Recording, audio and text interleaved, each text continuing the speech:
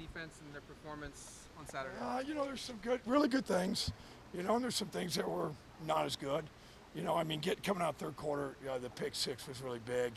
I thought the fact they shored up on the 4th and 2 was a big play. Also, they opened it to field goal. Had to one play in the second half, really one play, and you know they got a big play on that one. And some young guys, they'll get better. You know, we played a lot of guys. Does Portland State present any unique challenges for you? Quarterback's pretty good. Now, I mean, he's really good, and he's 5'11". He's not tall, but he is. I had a guy when I was in South Florida. I had a guy named Matt Grothy, who was a really, really good quarterback. Some of you might have heard of him. Through a 10,000-yard guy. He reminds me of Matt Grothy. He really moves around. He throws on the run.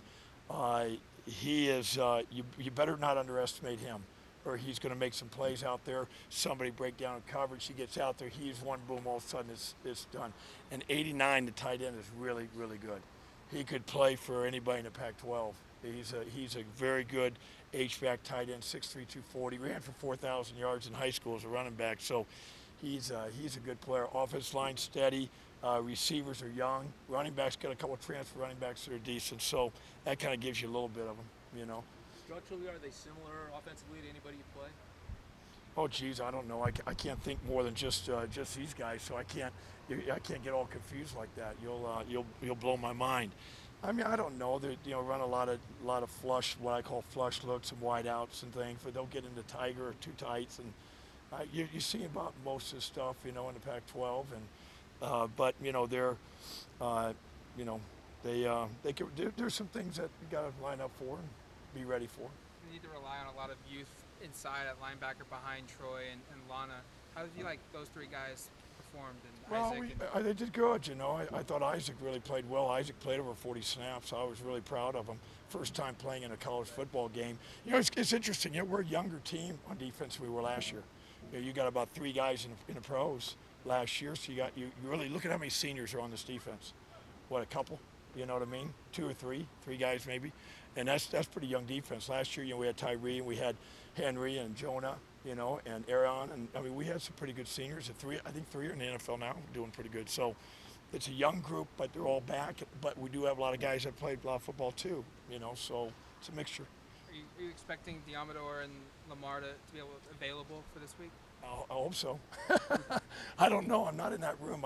They tell me if guys ready or not, and then we just go from there. How did you feel like you guys did last week in Lamar's absence? How do you feel like other guys handled that? I thought some pretty good things. You know, I thought Adrian came in and played pretty good. And we played Adrian both places, inside and outside. That's pretty hard for a true freshman that never played linebacker in his life.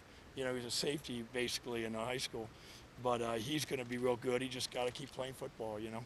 What is it like to watch Keith be able to play football after sitting out last year? I'm so proud of Keith. I really am. And he's played everywhere too, you know.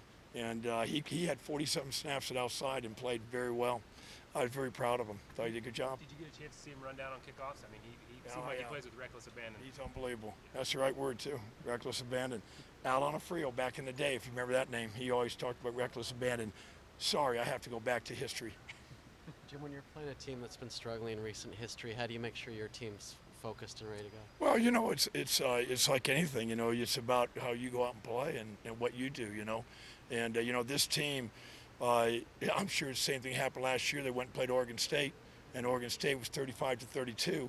You know, because they didn't pay attention to playing a really good game. And teams, man, they're in the state of Oregon. You know they're going to play their tail off, and you're never going to want to do anything they can to get in the fourth quarter and make it a game.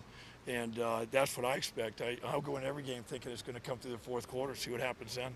When you went back and looked at the film, what jumped out at you among that secondary group as things that needed to be tightened up this week, and do you think that they have been? I thought they all did some good things. I mean, we put them in, you know, there were a lot of man coverage, and I thought they did a really good job. Like I said, there was one play really that, you know, kind of broke down on us a little bit, and that was just something that we you know, I think we'll be better at. Some young guys were out there. But overall, I thought they did a pretty good job, you know. Do you think that was just kind of some first game jitters from a young group and they got out of there? I don't know. I just think it's learning and, you know, where your help is and all those things, leverage and all that kind of stuff. When you see a back like Travis Dye, what goes through your mind defensively? You're going over to Travis, huh? I think he's darn good.